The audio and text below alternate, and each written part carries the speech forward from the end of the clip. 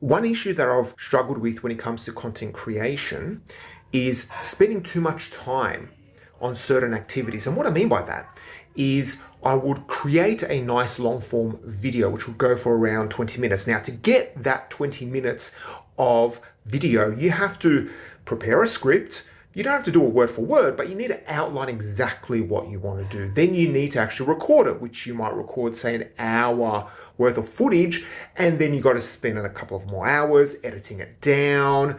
And then after that, you realize, well, maybe I need to write a nice accompanying long form blog post. And then you spend another 5 hours writing up a great blog post. And then after that, you kind of lose a bit of steam, you lose a bit of energy because it's taking way too long.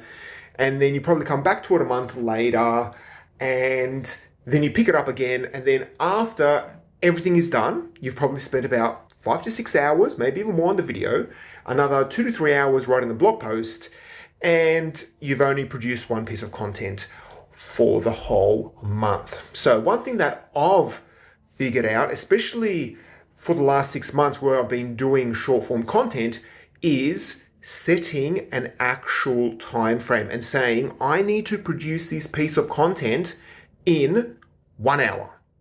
And then working backwards, figuring out what type of content you can create within that 1 hour, doing the best you can within that 1 hour.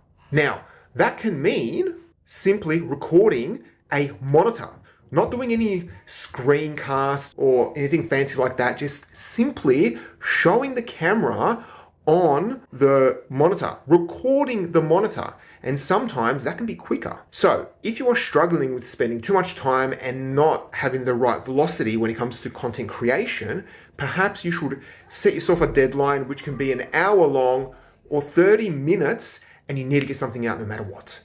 And then you just go for it. And whatever you produce in that half an hour or an hour goes out no matter what. Now, if you have any other tips, please leave a comment.